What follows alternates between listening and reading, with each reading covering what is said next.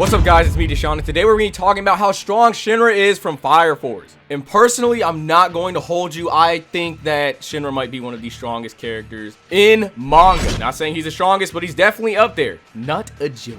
Even in base form, I feel like people do undersell Shinra. So like Free Willy, why don't we just dive right in? Hopefully you got your floaties ready because I don't want y'all to drown from all this water. Because Shinra got that drip! So the very first thing I want to point out is how Shinra is a third generation fire soldier. And as a third generation fire soldier, you're able to make anything you want out of flames. A lot of people have the general idea that every character in Fire Force has their own specific ability and that's all there is to it, but there's actually a lot more than what it may seem. For example, the most basic ignition abilities would be Arthur making his flames into a form of a sword and using a plasma jet, and Shinra simply flying with his feet. In hindsight, you'd think that these techniques or ignition abilities would be the only things that they're capable of doing as third generations, but as third generations, they actually have practically unlimited flexibility when it comes to making anything out of their flame, practically giving them almost unlimited resourcefulness in a fight. Examples of this would be Shinra conjuring size with his flames, Arthur making a mantle out of plasma,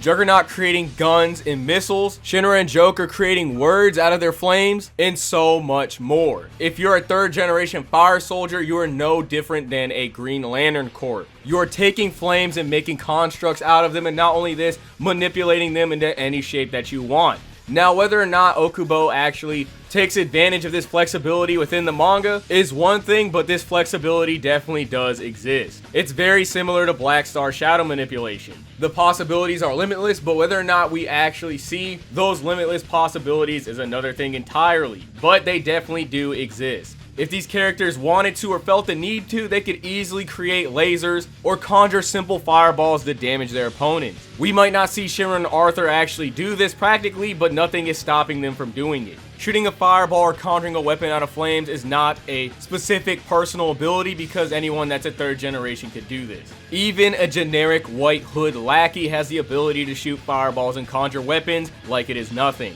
So simply because you're a third generation, you have practically unlimited flexibility while fighting because that is your power. You manipulate flames and make them into any shape you want. So as a third generation fire soldier, Shinra would most definitely have access to this unlimited flexibility. But it would seem that his ignition ability is more of his personal taste. If I had to compare this to anything, I would compare it to Piccolo being able to make a sword and clothes out of thin air. He has the ability to do this, and I would never really rule it out because he would be able to obviously use this in a fight, but whether or not Akira Toriyama would take advantage of that is in another story in itself. Piccolo could easily create a sword and use it in a fight if he wanted to, or felt the need to.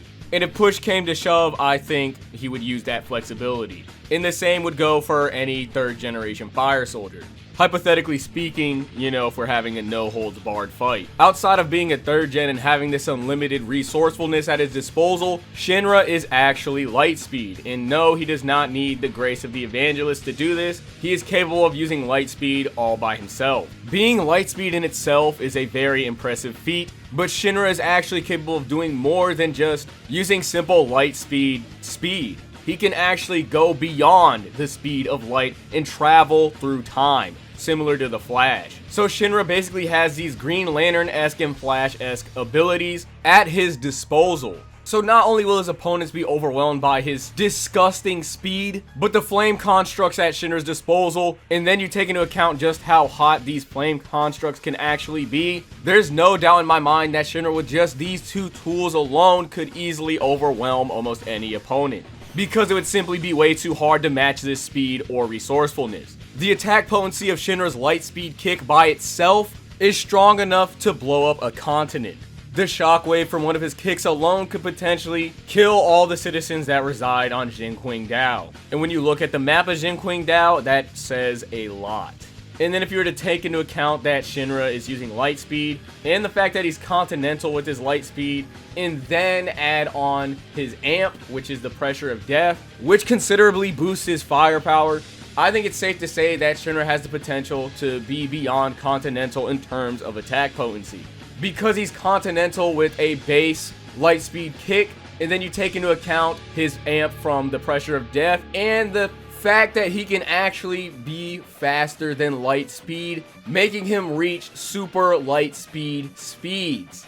I don't know what the exact attack potency would be if Shinra were to kick somebody while using his super light speed, but I think it's safe to say that it is definitely above continental level, because obviously super light speed is faster than light speed, and Shinra's speed, as stated in the manga, can affect how strong his attack is.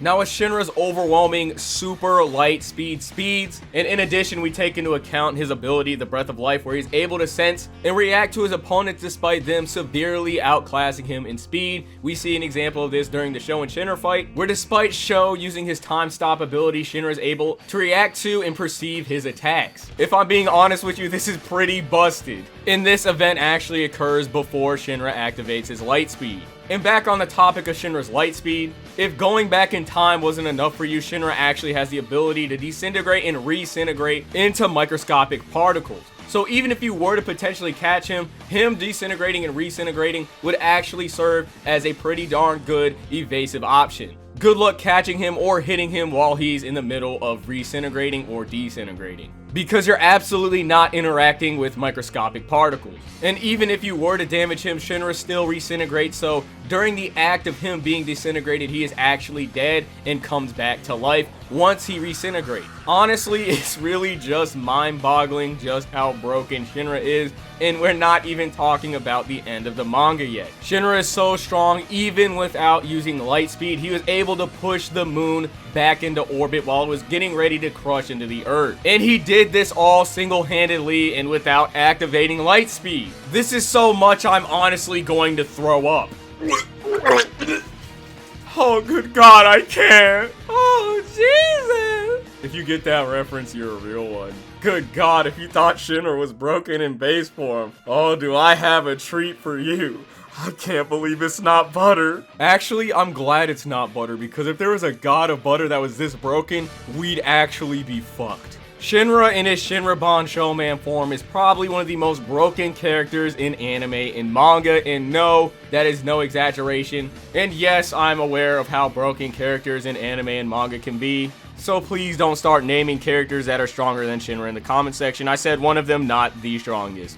And yes, he could probably beat Goku. And this is coming from a Dragon Ball fan. But anyway, Shinra in his Shinra Shaman form was able to go toe-to-toe with a being that is the collective unconscious of all of mankind's creations and all of the gods throughout history. Meaning that she is the culmination of every god throughout history in one being. And get this, he casually beats this thing, taking attacks from this being and not suffering any damage whatsoever. Tanking so many attacks unscathed. Look, it's still going, he's still tanking these things.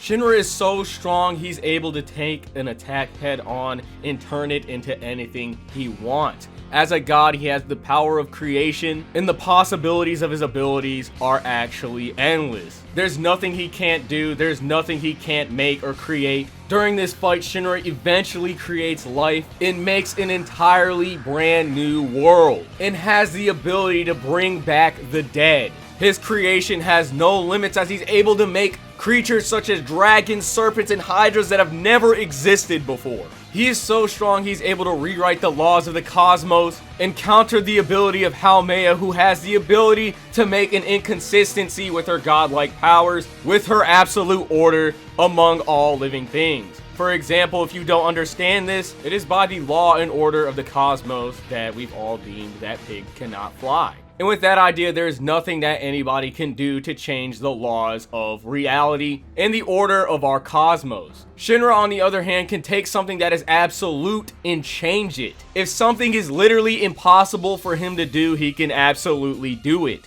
Being able to even change the course of fate itself. If Haumea is deemed to literally be untouchable, if an attack is stated to be undodgeable, and if it was even decided by fate that he cannot do these things, he can still do them. For example, we get a clear-cut showing of this when Shinra takes an attack that is literally so strong that it destroys anything it touches, no questions asked. He's able to catch this same said attack casually throw it away and turn it into an atmosphere. This attack is the same atmosphere that is now used on the new Earth that he has created. Shinra is so strong, he kicked an attack that travels at the speed of light, and during the instant he made contact with this attack, again, the instant he made contact with a light speed attack, he was able to stop and reverse time. Again, the instant he made contact with a light speed attack, he was able to stop and reverse time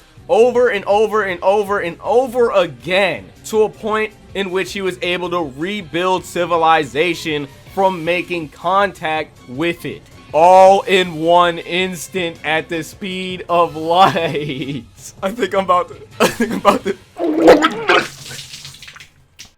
I can't. Somebody make it stop. Bro, honestly, if none of this was enough for you, Shinra also has the ability to make a god. What? How do you make another god? How do you fight this man? Please. You cannot think Goku could beat this guy, please. Why is he so broken? I don't know. I honestly could not tell you, bro. I don't even know how else to describe how broken this man is.